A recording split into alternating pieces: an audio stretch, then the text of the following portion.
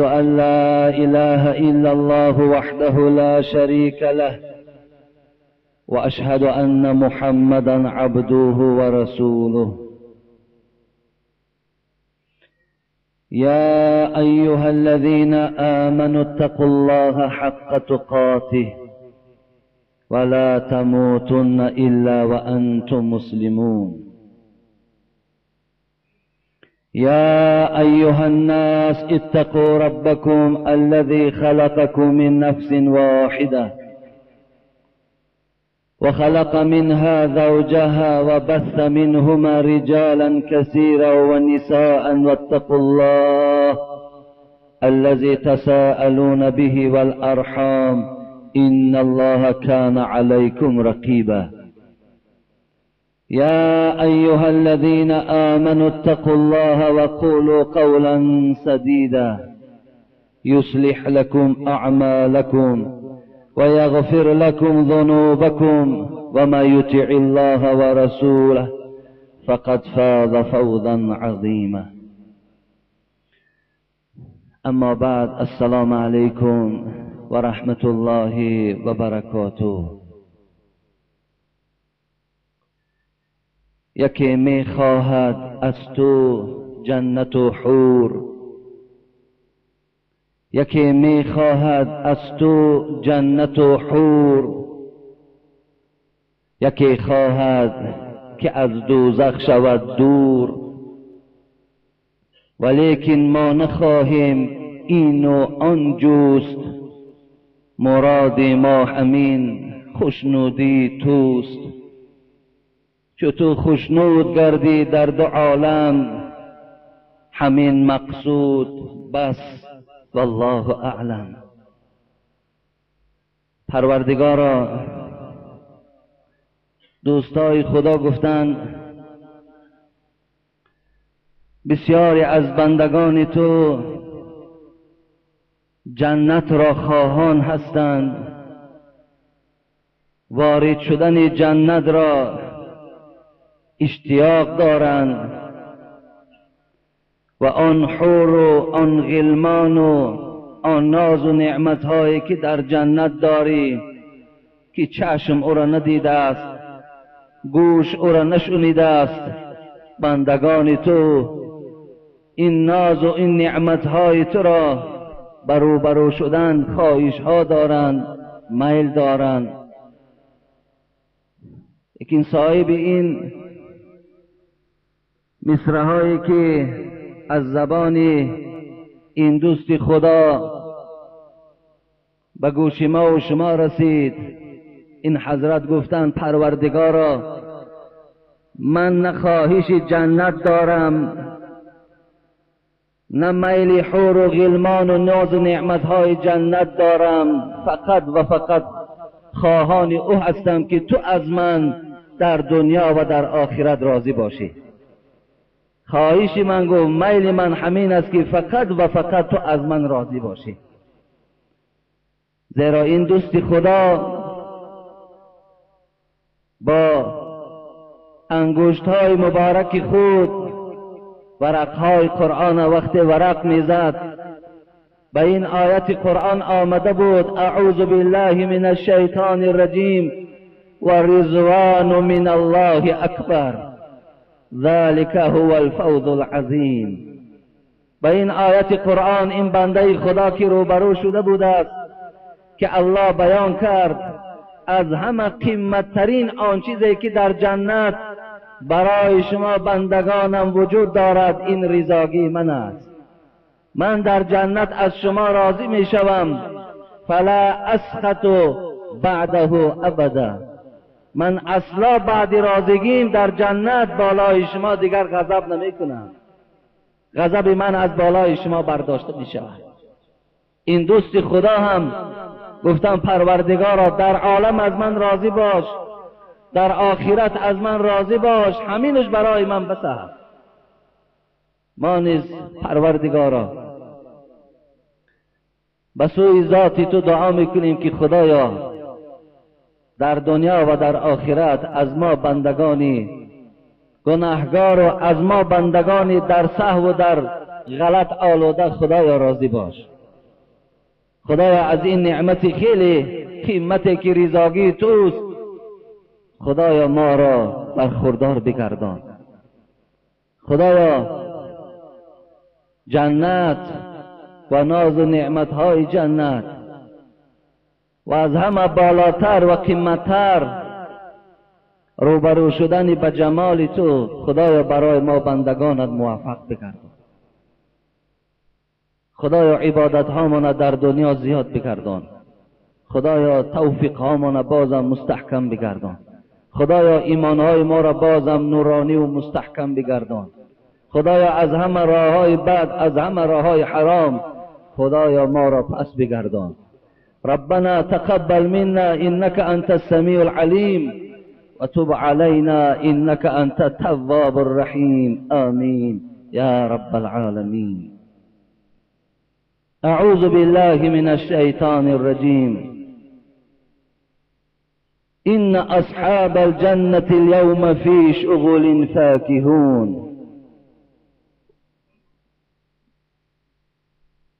هم وأزواجهم في ظلال على الأرائك متكئون لهم فيها فاكهة ولهم ما يدعون سلام قولا من رب رحيم. صدق الله العظيم. پیش از آنه که من این آیت‌های مبارکه که از سوره یاسین خواندم برای شما تحلیل نمایم، میخواستم از برنامه امروزه بیرون نمیشوم و برای شما سه گروه اهل جنت را خبر میدهم که سه گروهی هستند که حبیب خدا گفتند از اهل جنتند. اینها حتمی در جنتند. اگر شما هم خدای مهربان نصیب گرداند و از جمله اینها باشید، شما هم وارد جنت میشوید. این حدیثی راوی این عیاض است. عن عیاض رضی الله تعالی عنه قال سمعت رسول الله صلى الله عليه وسلم يقول اهل الجنة ثلاثة. عیاض میگوید اهل جنت سه طایفه‌اند. سه طایفه از اهل جنتند. یکون ذو سلطان مقسط موفق.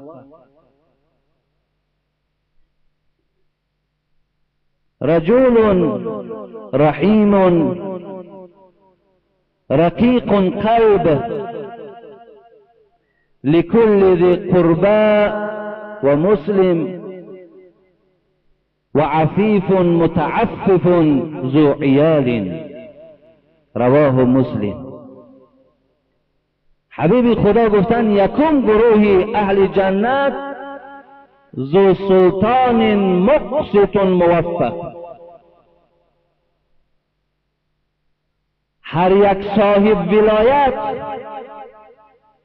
هر یک خوجین، هر یک رهبر، هر یک صاحب کارخانه وقتی دارای مقسطون عدل داشته باشد، موفق توفیق داشته باشد، پروردگار گفت این گونه رهبر، این گونه سردار از اهل جنت است.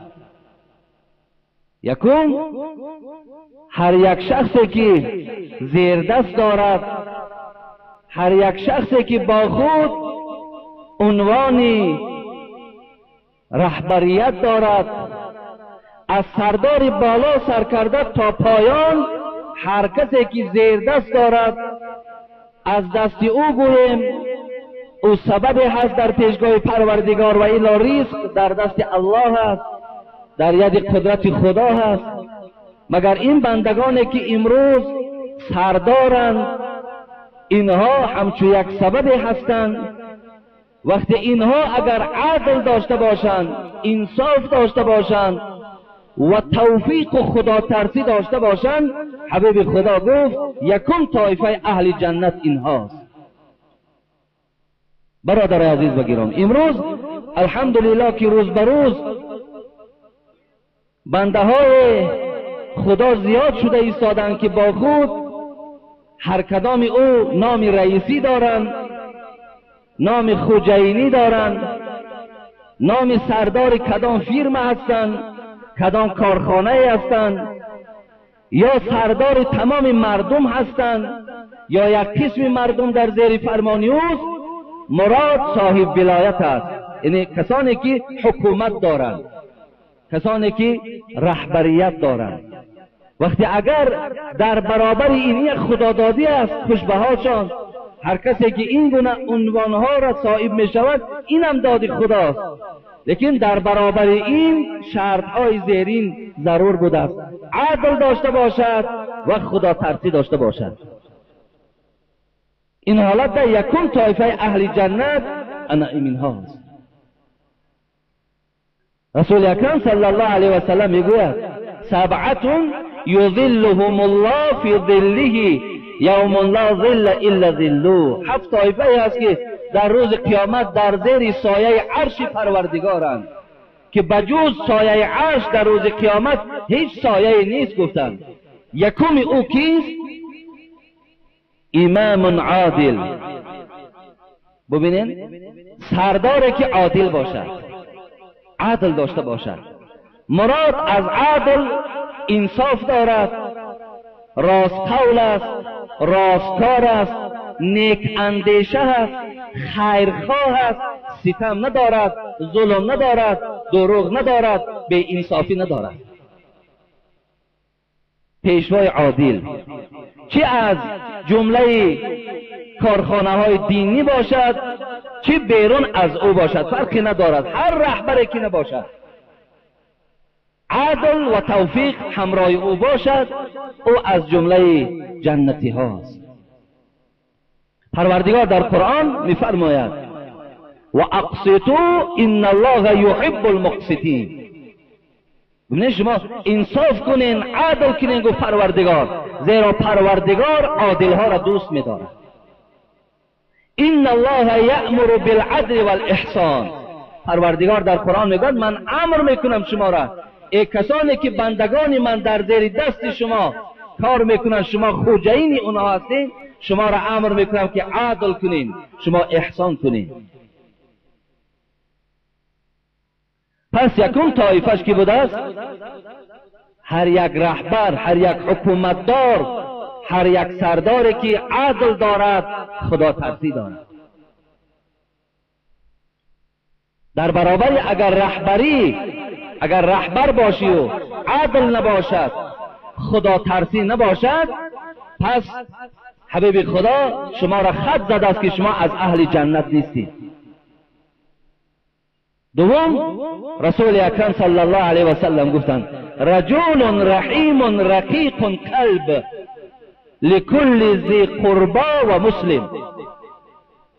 برادرای عزیز و گرامی، ما کوشش کنیم از این حدیث های رسول اکرم صلی الله علیه و سلم بعد شنیدن این که از جمله اینها باشیم تا فردا آن ناز و نعمت های جنت ما و شما برخوردار شویم. دوم، مردی بود است که بسیار مردی مهربان بود است، مردی مهربان، رقیق قلب، بسیار دل نرم دارد، بسیار دل ملایم دارد. از برای هر یک شخصی که با اون نزدیک می شود، از برای هر یک برادر مسلمان، او غمخوار و مهربان است. انسانی که با رحم است. هر یک انسانی که دل او به عادی ترین بعض کارها دلسوزی دارد، غمخواری دارد، حبیب خدا گفت انسانی که مهربان غمخوار است او اهل جنت است.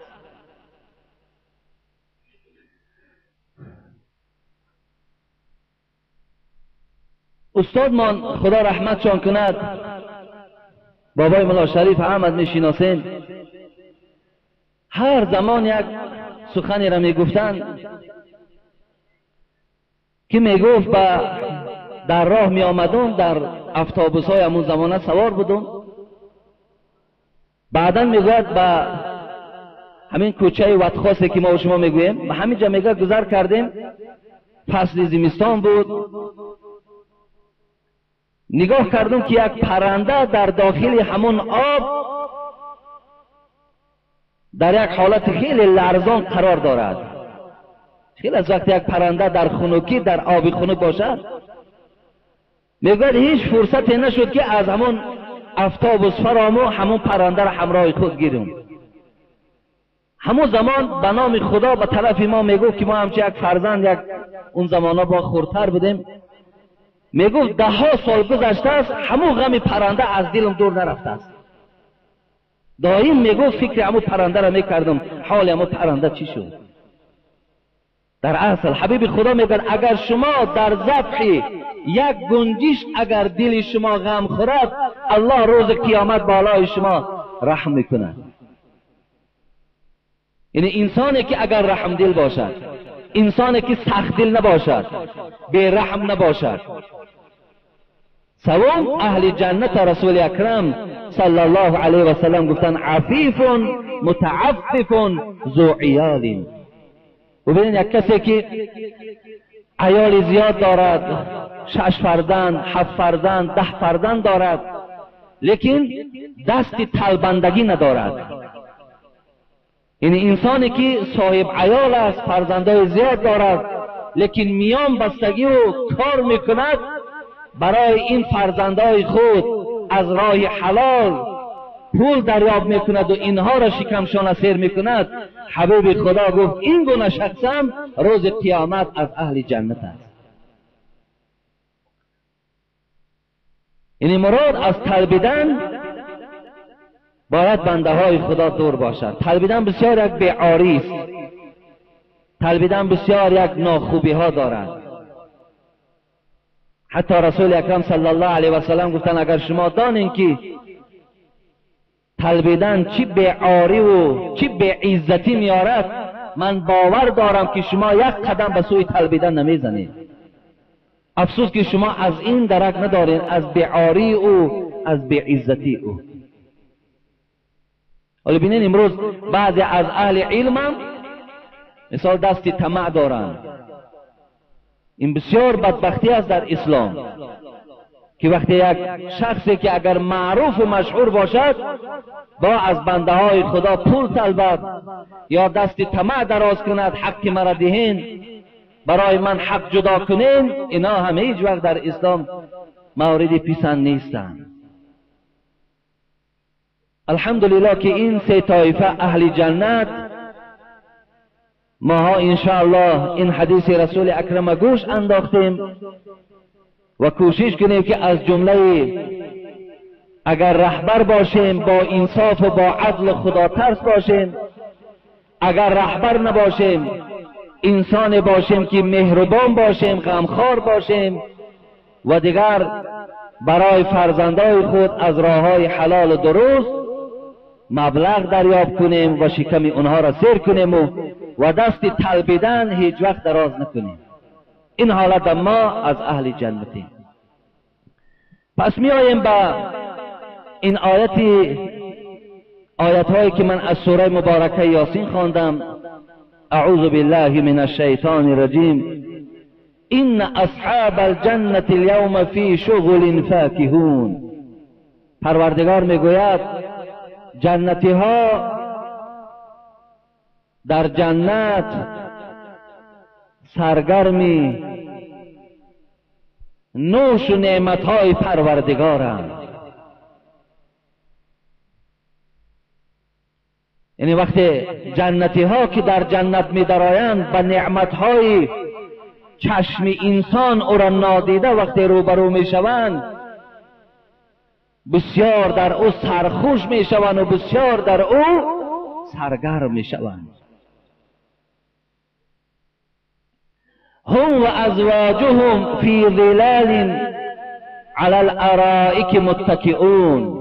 پروردگار میگوید جنتی ها همراه عائله های خود، همراه این زنهایی که در دنیا دارین و همراه حورهایی که پروردگار برای شما بغیر این زنها در جنت نصیب میگرداند، فی ظلال علی الارائک متکئون، شما همراه این زنهای خود و حورهای جنتی که اونجا وقت این زنهای دنیایی با حورهای جنتی روبرو می شوند، مثل این دنیا بین اونها جنگ نمی شود، بین اونها نافهمی نمی شود، بین اونها ناراضگی نمی شود، بین اونها گویم که شرط ماندن نمی شود که من با تو زندگی میکنم زمانی که این زن اگر تو طلاق ندهی، تا اگر این زن دوم یا سیوم طلاق نمیکنی من برای تو زن نیستم، من به تو زنی نمیکنم. اونجا این شرط ها و این معامله های دنیایی در جنت وجود ندارد. بین اونا نه کینه است نه حسد است، بلکه همشان یک مقصد دارند، شوهر از جانشان دیده دوست می‌دارند. همه اونها فقط و فقط تمام زیبایی خود، تبسم خود، همه گوی معامله های خوب خود فقط برای شوهرشان میکنند. هم و ازواجهم فی ظلال علی الارائک متکئون. پروردگار میگوید ای جنتی ها، من شما را در اطراف این 72 حوره که برای شما میدهم، شما را در بالای کتهای زیبا و کتهای پرقیمت میشینانم و شما در بالای این کتها با این زنهای خود، با این حورهای خود معیشت میکنید. فی ظلال، در سایگی های درخت های جنت. لهم فیها فاکهة و لهم ما یدعون. پروردگار گفت در بالای اون کتهایی که شما می نشینین، اون کتها خالی از دسترخوان نیستند. اونجا دسترخوان ها پرتافته شده، تمام میوجاتی که در جنت است در پیش شما گذاشتگی. و ما یدعون، و هر چیزی که خواهش و دل شما میل دارد در پیش شما آراسته شده است. ببینید چه معامله خوب برای جنتی ها پروردگار میکنه. پس وقت اینها را وقتی ما میشنویم که ما به نام آن خدایی که ما و شما را آفریده است ماها وصف جنت کردن نمیتونیم، ماها ناز و نعمت های جنت برای شما با پررگی بیان کردن نمیتونیم. از هوای او، از شمال او، از زمین او، از بازارهایی که در جنت می شود. بازارهای جنت است، در جنت هم بازار است، فقط بازار جنت از بازارهای دنیا فرق زیاد دارد. در بازارهای جنت وقتی ما می دراییم اونجا یک شمال زیبای پیغمبر خدا گفت می وزد که این شمال وقتی بر روی شما به لباسهای شما می رسد لباسهاتان زیبا می شود، چهره هاتان باز هم زیباتر می شود. وقتی از این بازار شما بیرون می شوین نزد اهل خود می روین، اهل شما به شما می گوید از کجا آمدین که جمالهای شما باز هم زیباتر شده است. ما می گوییم که از بازار جنت آمدیم. این منظره ها را ما بیان کردن نمی توانیم تا اگر ما و شما در داخل او نباشیم، با چشم سر اونا را مشاهده نکنیم، امروز این زبانهای ما وصف جنت کردن نمی توانند. فقط من به خاطر او یک چند جمعه دنبال این جنت به شما صحبت کردم تا که شما را میلتان، تا که شما را خواهشهاتان بازم به سوی جنت زیاد شود. در دوام آیات پروردگار گفت سلام قولا من رب الرحیم. وقتی جنتی ها، وقتی اهل جنت از دروازه جنت که در جنت می در آمده‌اند و پروردگار که اونها را استقبال می گرفته است، بعدا صدای می آمده است سلام قولا من رب الرحیم، پروردگاری مهربان، پروردگاری با عزت به سوی جنتی ها می گفته است السلام علیکم یا اهل الجنه، سلام علیکم بر شما ای بندگان من، خوش آمدین و این جنتی که من در دنیا برای شما او را وعده کرده بودم. ما با سلام پروردگار وارد جنت می شویم. پس می آییم با حدیث هایی که رسول اکرم صلی الله علیه و سلم برای دیدار پروردگار در جنت که من گفته بودم که این جنت برای شما حدیث هایی که صحیحی که در جنت دیدار پروردگار است، جمال پروردگار است که ما و شما اکثریت ما دعا میکنیم در دنیا که خدایا ما را با جمال خود در آخرت روبرو بگردان. انا همون جمالی که امروز ما در دنیا او را دعا میکنیم، پروردگار ما را در جنت با جمال خودش روبرو میکرده است. همین من از حدیث های رسول اکرم صلی الله علیه و سلم برای شما میخوانم تا که حقیقت این در شما روبرو شوید که در اصل دیدار پروردگار برای اهل جنت حق است و لقاء الله تعالی لأهل الجنه حق. در عقاید میگذرد که لقای پروردگار برای اهل جنتی ها حقیقت دارد، یعنی البته جنتی ها در جنت با دیدار پروردگارشان روبرو می شدند. این حدیثی که الحال من برای شما میخوانم از جریر ابن عبدالله که راوی این حدیث است، میگوید کنا عند رسول الله صلی الله علیه و سلم فنظر الى القمر ليلة البدر وقال انكم سترون ربكم عيانا كما ترون هذا القمر لا تضامون في رؤيته. متفق علیه.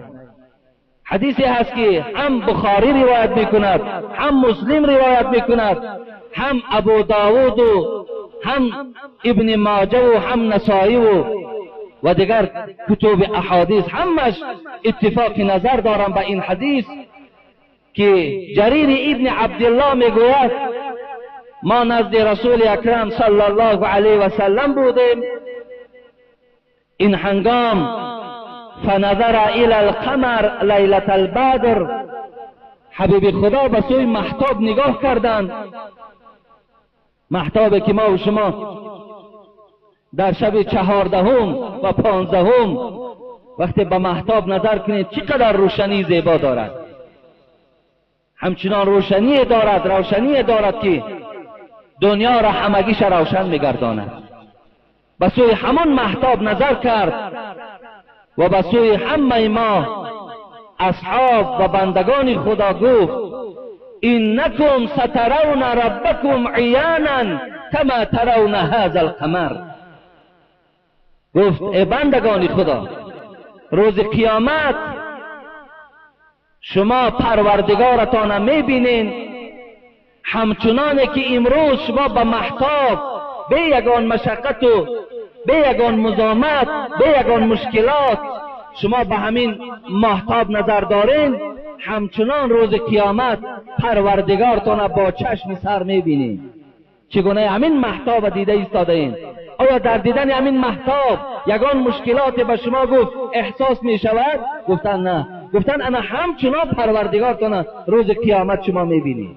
شما در جنت مثل مهتاب به اون نظر می اندازید. این حدیث هم دلالت به چی میکند؟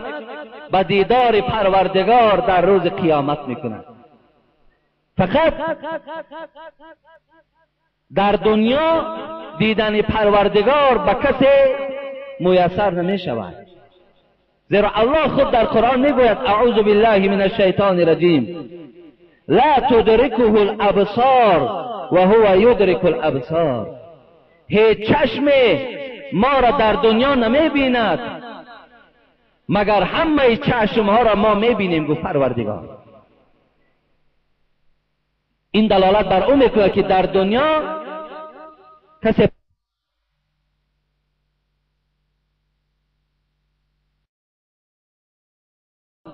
و حتی حدیث هایی که در عقاید ابو جعفر طحاوی هم آمده از حدیث عایشه است که کسی که گوید محمد صلی الله علیه و سلم در شب معراج پروردگار دیده است او دروغ میگوید.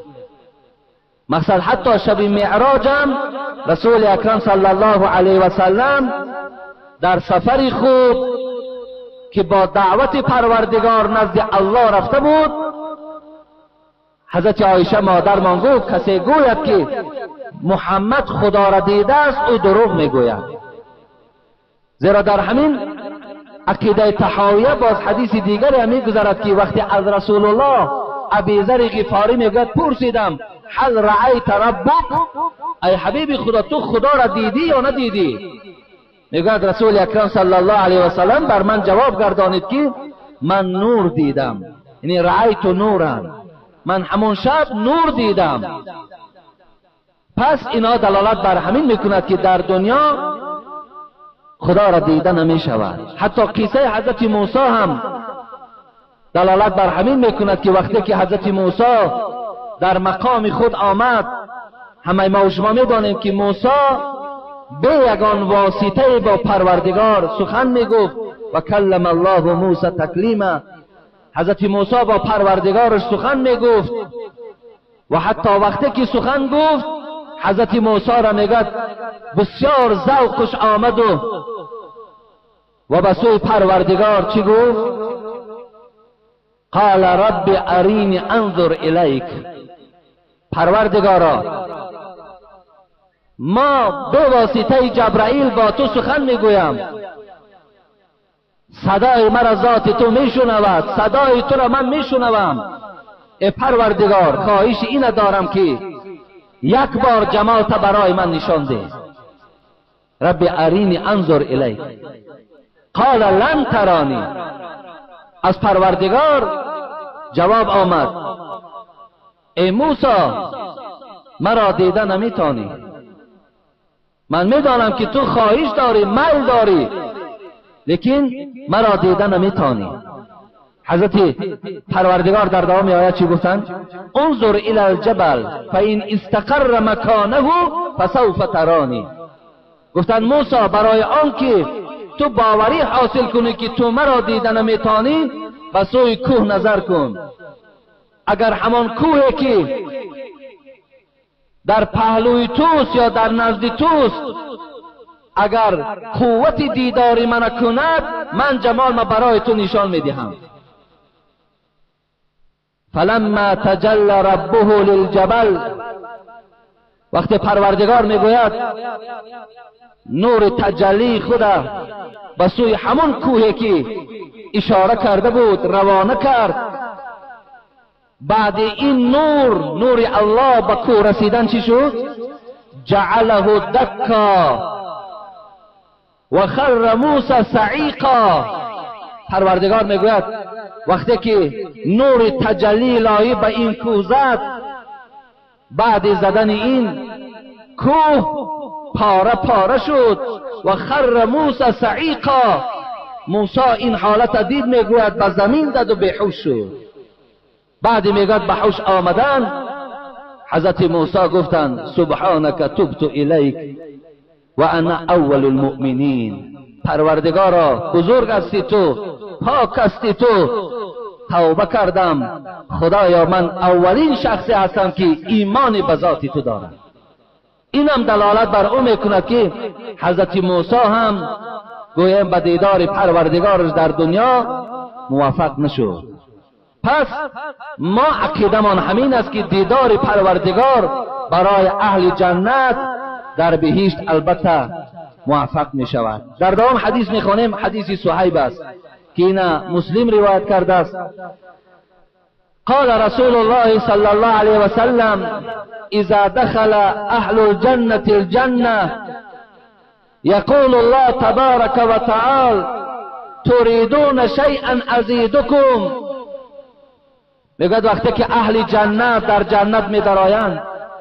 پروردگار به سوی جنتی ها می گفته است میخواهید چیزی که برای شما زیاد کنم؟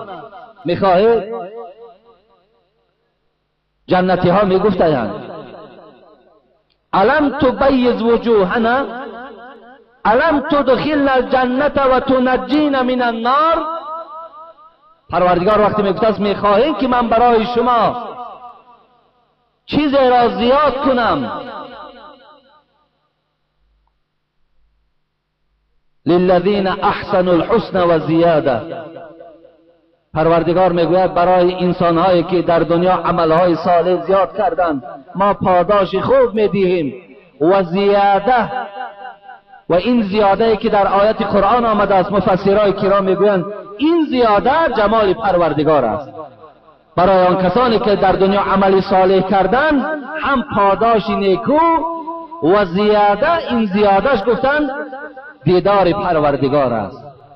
دیگر آیات قرآنی که وجوه یومئذ ناظره الی ربها ناظره، آن روز چهره ها شادابند، چهره ها خرسندند. در روزی که خداوند ما را اهل جنت کند چهره های ما و شما را مثل ماهتاب درخشان میکرده است و بعدا ما و شما را در جنت داخل میکرده است. و این آیات های قرآن دلالت به این میکند الی ربها ناظره، این چهره های تابان ما، این چهره های سفید ما نظر کننده به سوی چهره پروردگار هستند.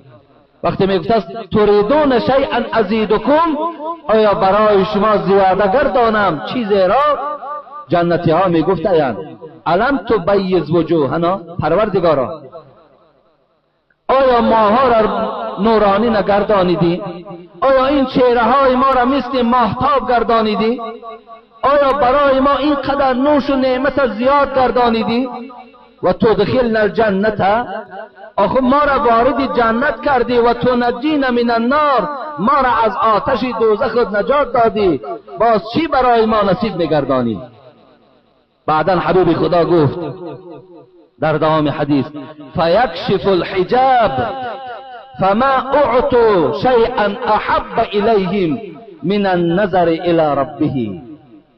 ببینید بعد از این پروردگار فیکشف الحجاب،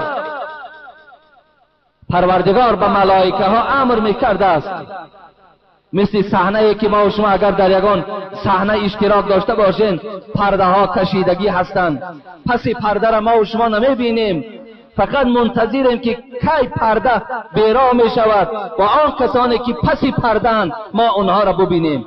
چه حالت است؟ مقصد کیا هستند پس پرده؟ بعدا پروردگار پس پرده ایستادگی است، فیکشف الحجاب، بعدا امر میکند به ملائکه های خود پرده را بیراه کنید، آن پرده ای که گویا پیش جمال پروردگار است. ملائکه ها میگوید پرده را بیراه میکنند، فما اعطوا شیئا احب الیهم من النظر الی ربهم، هیچ چیز افضلتر و هیچ چیز از نعمت گرانتر برای بنده در اون حالت از جمال پروردگارش دیده هیچ چیز نیست. وقتی میگه پرده ها که بیرون میشوند بیراه میشوند، بنده های خدا میگوید همین یک آشکارا با جمال پروردگارشان روبرو میشوند. من میخواستم همین در یک مصرع های نظمی که حضرت مولوی جنون رحمت الله علیه این حدیث رسول اکرم در رشته نظم در آوردن برای شما میخوانم و بعد این انشاءالله دعا میکنیم. ز لطف خویش فرمان میکند رب به سوی آن ملک های مقرب، حجابی که بود گیرند از پیش به عشاقان نمایم جلوه خویش. فرمان میداد از پروردگار به سوی ملائکه های مقرب خود که این ملائکه های مقرب این پرده های در پیش بوده را بیراه کنید تا که این عاشقان پروردگار به جمال پروردگارشان روبرو شوند. بگردن آن ملک ها پرده بردار، ببینن اهل جنت زود دیدار. همه در سجده افتان است و حیرت، ز خود بی خود شوند از ذوق وحدت. این وقتی که پرده ها که برداشته می شده است، پروردگار که جمال خودش به بنده های خودش که نشان می داده است، همه بنده های خدا می گوید از ذوق از شوق می گوید بیهوش می شوند. با یک قول فرو مانند 100 سال، ز ذوق دیدن دیداری حق لال. و دیدار پروردگارشان با یک قول حضرت مولوی میگوید 100 سال بنده های خدا میگوید بیهوش میشوند و در ذوق دیدار پروردگارشان در راحت میروند. پس آنگاه امر سازد عالم راز، به سوی جبرائیل صدر پرواز. محبان راز مستی ساز بیدار، که تازین به خودی گردند و هوشیار.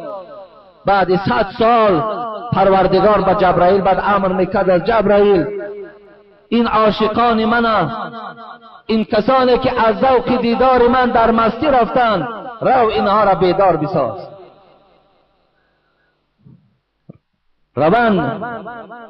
روان در قصرهای خویش شادان، که دارن انتظار حور و غلمان.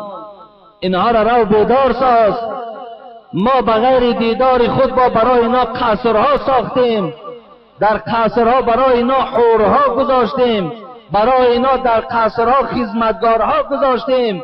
روان از قصرها و از نوش و نعمتهای در داخل قصر لذت برند. رو بیدارشان کن، روان به قصرهاشان. بیاید جبرائیل از امر جبار، که دارن انتظاری. بیاید جبرائیل از امر جبار، کنن آن جمله را از خواب بیدار.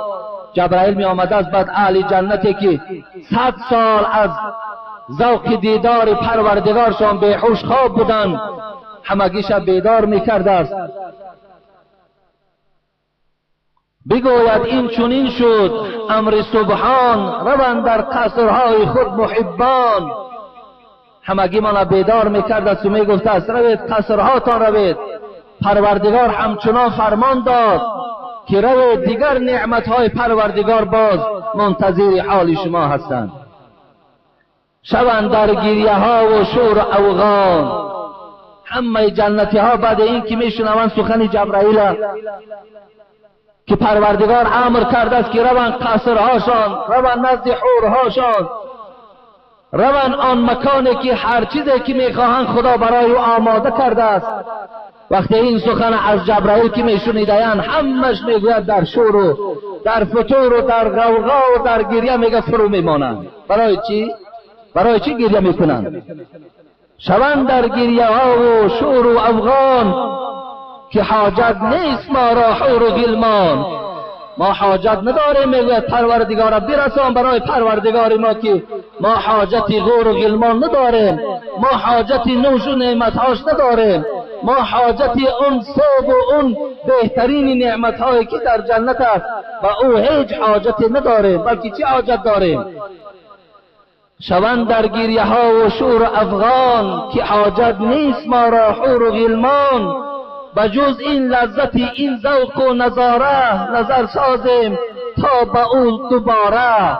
فقط میلمان همین است، فقط خواهش با پروردگار بگو همین است که باز یک بار دیگر نظر در چهرش کنیم، باز یک بار دیگر نظر در جمال پروردگار ما کنیم. دیگر بجز این دیگر هیچ میلی نداریم، هیچ خواهش نداریم، که مقصد اوست. نبود میل اغیار، مراد ما در عالم بود و دیدار. و جز دیدار دیگر هیچ مراد نداریم، هیچ مقصد نداریم. بسازن آنقدر افغان و زاری، شود فرمان ز فضل لطف باری. که فردوس و همان نعم و بهشتم، تمام او بری ایشان سرشتم. رو باز یک بار دیگر جبرائیل بگو و من جنت مرا ببینن، قصرهای مرا ببینن، چه ناز و نعمت برای آنها کردم. و بعد این به آنها برسان که به دنیا دیدن صد رنج و خواری، غریبی و ریاضت‌های زاری. کنون رفته شوند در عیش جنت، بنوشید شهدها ساعت به ساعت. به هر جمعه بیایند اندر اینجا، ببینید این جمال و جلوه ما. رو به آنها رسان که تمام آن نوش و نعمت‌هایی که در جنت برای ریاضت اونها، برای مشقت اونها، برای این قدر مهنت و زحمتی که در دنیا کشیدند، روان نوش و نعمت‌ها را استفاده برند. من که پروردگار اونها هستم، وعده میتونم که هر جمعه روزی در جنت در همین جا آیند، من جمال ما به شک برای اونها نشان میدهم. هر جمعه در جنت دیدار پروردگار برای جنتی ها آماده شده است. انشاءالله ما هر جمعه این جمعه را بزرگیش ببینیم. جمعه را در دنیا پروردگار فضل داده است، در آخرت هم جمعه را پروردگار فضل داده است. این جمعه هایی که شما با ذوق و با شوق آمده میخوانید، این جمعه هایی که شما به گرمیش نگاه نمیکنید، به سردیش نگاه نمیکنید، به سودا و به آن شرایط هایی که دارین نگاه نمیکنید، به راه های دوره که شما دارین ترک میسازین، میایین جمعه میخوانین به نام آن خدایی که ما و شما را آفریده.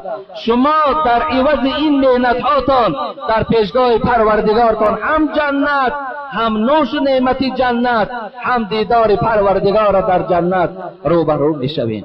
خوش به حال همه شما. انشاءالله من از پروردگارم امید دارم و از این بشارت و از این حدیث های خیلی به عددی که رسول اکرم صلی الله علیه و سلم برای بنده های خدا بشارت دادند، همه این حاصلش این است که برادرای عزیز و گرامی، یگانه ما و شما از راه خدا و از راه رسول کناره نشویم، بیراه نرویم. انشاءالله ما و شما با این ناز و نعمت هایی که من برای شما طی چند جمعه شد بیان میکنم، وعده پروردگار حق است. ما و شما البته داخل این جنت میشویم. حبیب خدا میگه کل امتی یدخلون الجنت الا من ابا.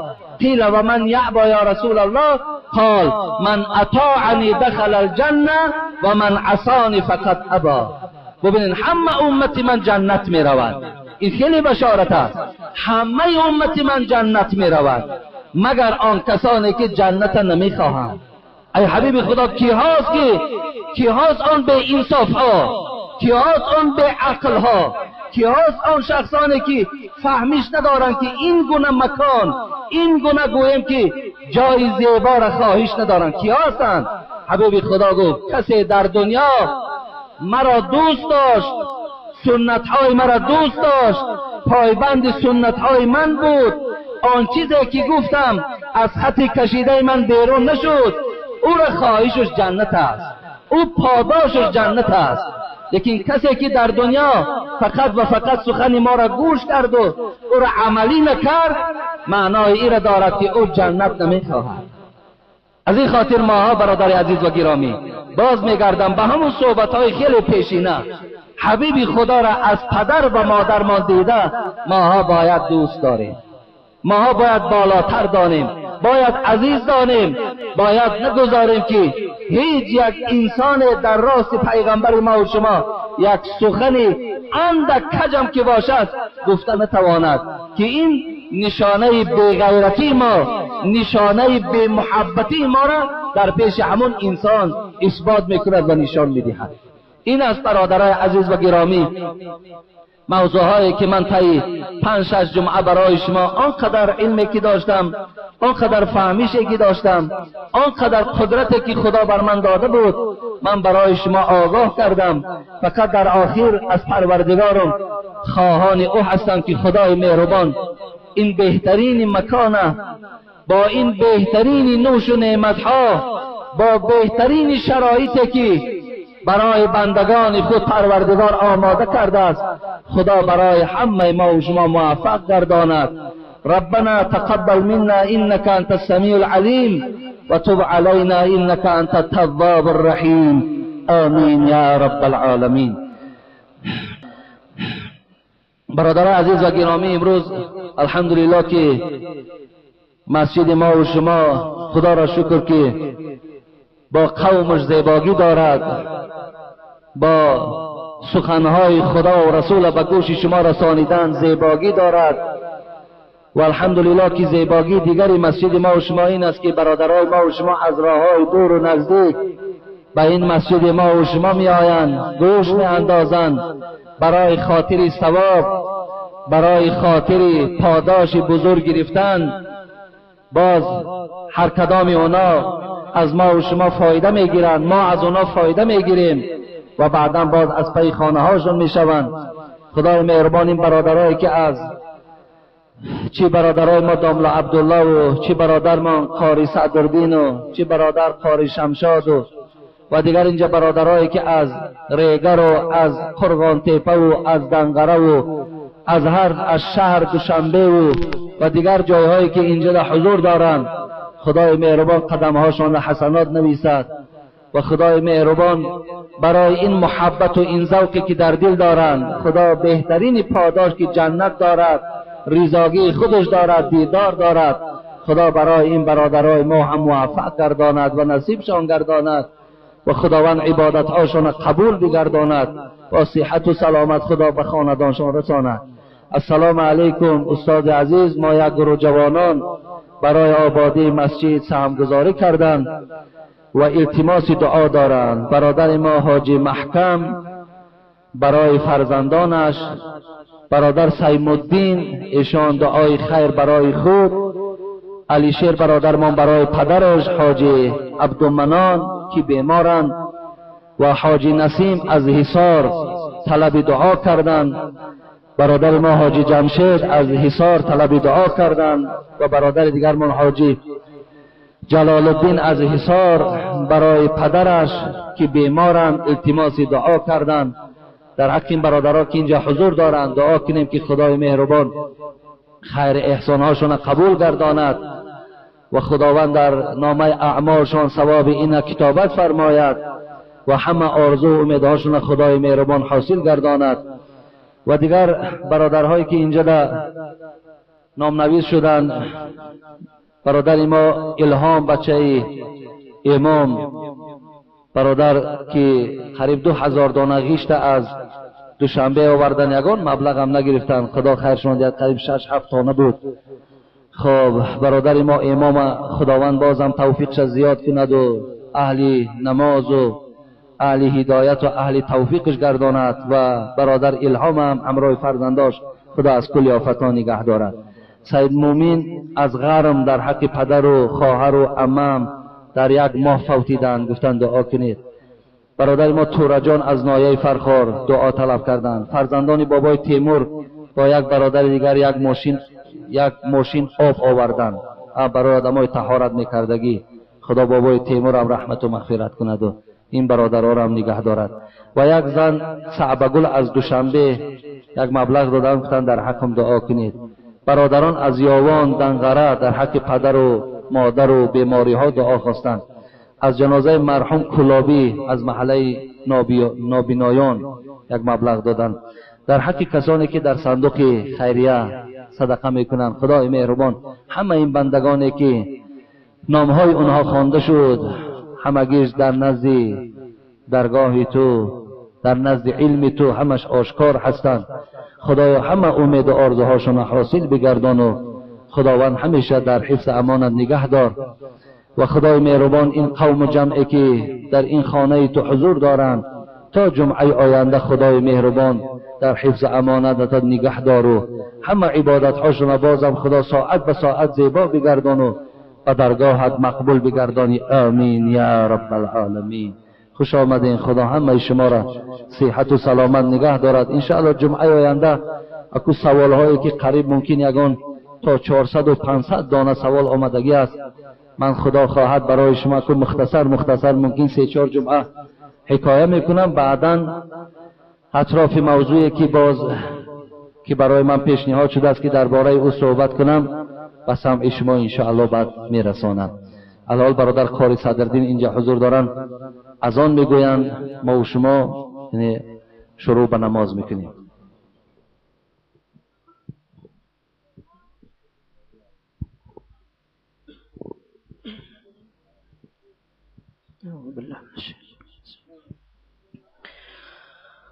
الله أكبر الله أكبر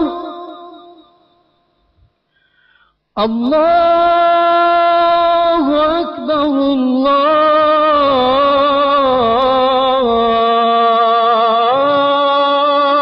الله أكبر أشهد أن لا إله إلا الله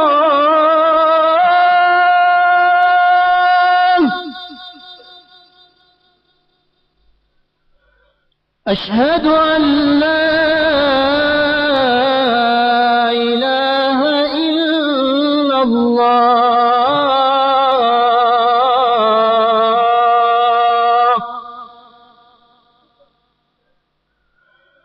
أشهد أن محمدا رسول الله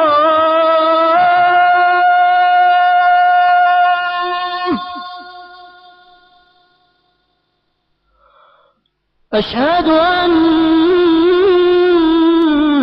محمدا رسول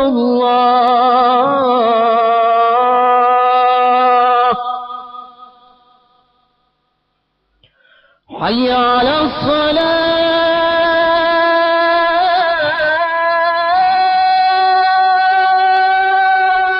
الصلاة حي على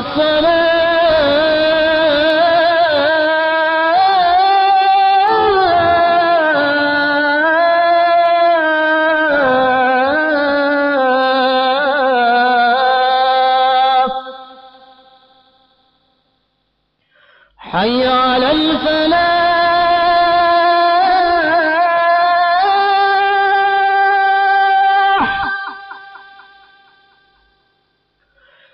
حي على الفلاح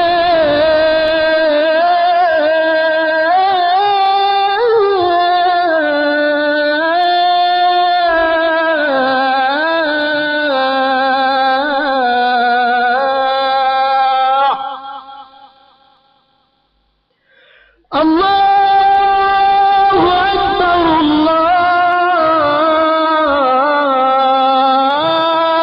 الله أكبر لا إله إلا الله